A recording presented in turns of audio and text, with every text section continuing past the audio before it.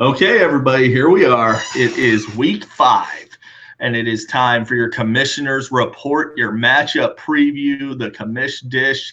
Don't worry, I'll feed you, baby birds. I'm here. I'm ready to dish out some knowledge to you guys. So, matchup number 1, we have John's great team, which, come on, John, change your team name for the love of God, man. Surely you can come up with something better than that, or maybe you can't. So, this is the week that Jared has been waiting for. John's great team versus Captain Caveman, the return of Tom Brady. Brady's going to be out to prove a point. He's playing a weak Cleveland Browns team. However, Rob Gronkowski, it was reported, is dealing with a hamstring issue that could linger throughout the entire season. Looks like, Jared, maybe you should have traded Gronk. Also, I know that you received some offers for Eifert and wouldn't part with Eifert. It looks like he suffered a setback. So you're still, despite rostering 3 tight ends for most of this season, you are hurting at tight end. I got Dixon. Kenneth Dixon, what are you doing? He's a rookie. Yeah, maybe by week 11 or 12, he'll be the every down back. He's not going to come in right out of the gate and be the every down starter, you dunce. What are you doing? Then, you're starting 4 Patriots. I understand they're playing the Browns, but who rosters 4 players from one team? That's silly. I mean, unless you're talking about like the 2000 Rams or something like that, then it's something. But let's be clear, the Patriots have a good offense, but not a historically great one, even with Brady and Gronk at 100%. That being said, I do think John's getting a little cute with Carson Wentz at quarterback. Obviously, a clear homer play from John. Wentz has done a solid job, but the guy his ceiling's about 18, 19 points. His ceiling's close to what he's projected this week. That's about what his ceiling is. And one of these games, he's going to have that rookie game where he throws 3 or 4 interceptions with no touchdown. That's going to happen at some point.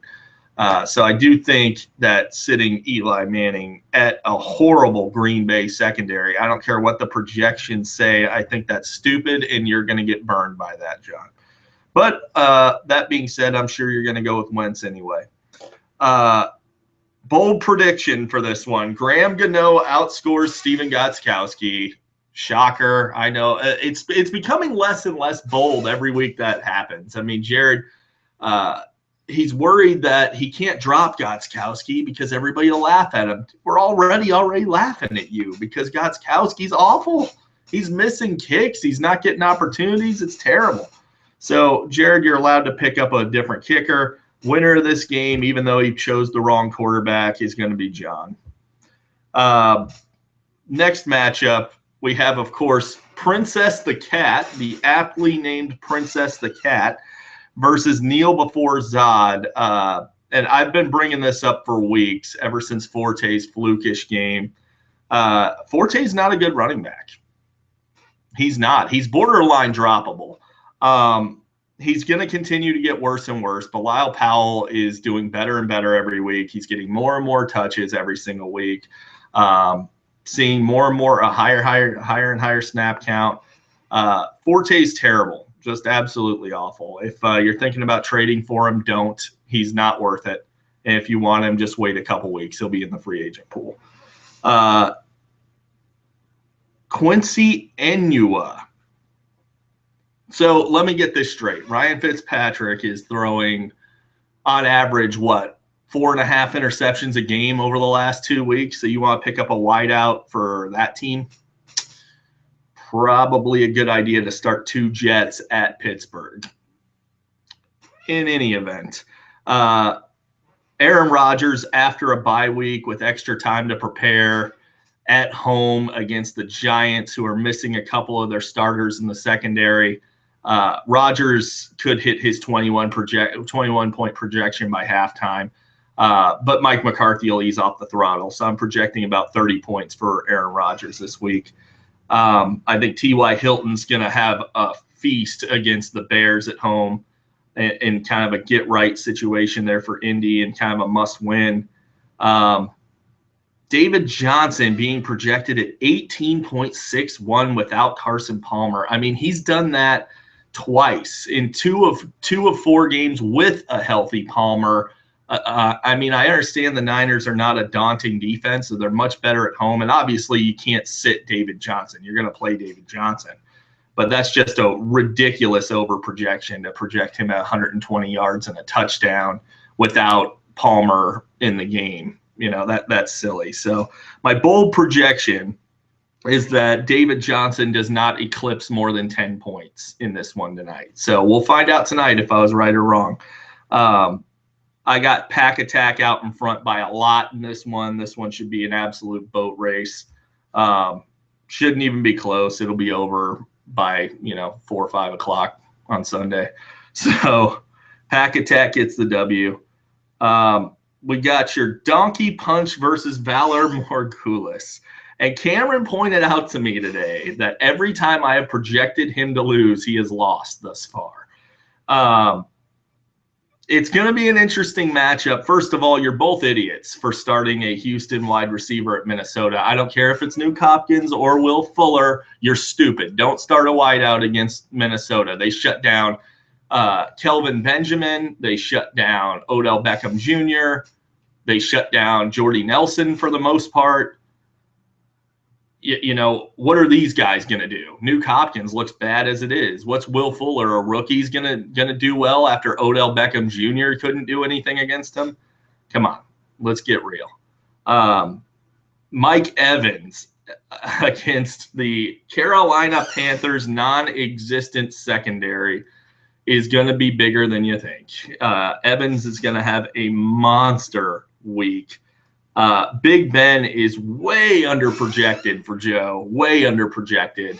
When Roethlisberger, Brown, and Bell are all on the field at the same time, that's maybe the most unstoppable offense in the league. I predict that Roethlisberger comes close to his projection by the end of the first quarter. It's silly that he's only projected at 14 points.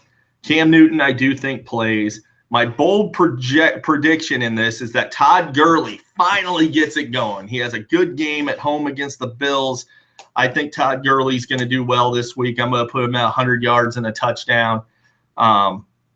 So that's my bold prediction. And if that happens, if it goes down that way, Cameron, you're going to get the W. So there we go. Let's see if I can keep the streak alive at projecting your game right every single time. So now I'm with her versus Suicide Squad in the lowest projected battle so far this season, 84 versus 83. This is an ugly one, and I expect it to be a low-scoring affair. This is a game that features such names as Travis Benjamin, Gary Barnage, Jay Ajayi, a questionable kicker. We got a questionable kicker in this one. It's ugly. It's really ugly. Stafford is going to have an absolute letdown of a game at home against the Eagles. The Eagles' D is better than you think. And trading for Stafford was kind of stupid. It's not going to work out for you. That being said, another thing I'd be concerned about, if Antonio Gates plays, Melvin Gordon might get some touchdowns vultured, and that, of course, will go to Chris's boy, Phillip Rivers. My bold prediction in this game is that Devontae Freeman scores more than 10 at Denver. I think Denver's going to get out in front early. Freeman's going to have a lot of room to operate on the checkdowns from Matt Ryan, which, of course, he loves to do. So I project Freeman to have a nice day at Denver en route to Chris getting the W. Sorry, Jason, but I got to call it like I see it. Rivers at Oakland is just too good versus Stafford at home against Philly. I don't care what the projections say. Rivers is a much better play. Chris gets the W. Now, on to the final one. We don't really need to spend much time on this one. Legend Killer versus Cheesehead. The main thing to focus on in this one is there is a team name change bet, just like I destroyed my dad last week, and he is now named Princess the Cat. I'm going to crush Tony and probably name him something related to Donald Trump. As we know, Tony is a huge Trump supporter. Le'Veon Bell's a stud, and whenever you have Le'Veon Bell and Julio Jones on the same team, you got a puncher's chance. I also like Jameis Winston against that terrible Carolina Panthers defense this week. I think Jameis has a big week as well. My bold prediction for this game is that Steve Smith Sr. leads all these stud wideouts we have playing in this game. He's going to lead them all in points. He's going to outscore all of them. Steve Smith is going to have a huge game at home against the Redskins. I predict he's going to get into the end zone twice. He's going to catch a lot of passes, and he's going to have a vintage Steve Smith performance. Also, look for Odell Beckham Jr. to finally snap the hell out of it at Green Bay. Green Bay can't defend the pass, and I think that that's going to be a very high-scoring affair. Tony's got a puncher's chance. Any team that's scored as many points as he has, you always have a chance. But you're not going to win. You got a chance, but it's not going to happen. So everybody look out for my matchup recaps where I inform you guys what Tony's team name will be after I destroy him. So I will see you guys for that, I suppose, on Tuesday. I will see you for the recap. See you later, and good luck.